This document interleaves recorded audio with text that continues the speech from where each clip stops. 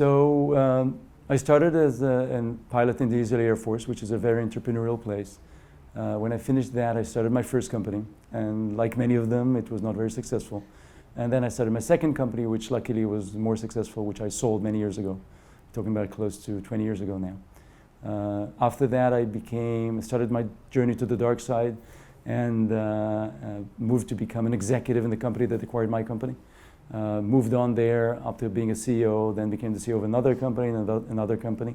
Last company I ran for 5 years was a publicly traded company in London called 888, a gaming company. Around 1,500 people dealing with internet, and started investing in companies 11 years ago as a hobby. A friend came to me with an idea. I really liked the idea. I gave him a bit of money and a lot of advice, and then after a year, I got a big fat check, and I said, well, I can do that, I love that. And so I took all that money and I decided that I'm going to reinvest it in other companies. And I was very lucky in that some of the companies I chose became more successful, and so I continued with it. And so over the years, I invested in quite a few companies.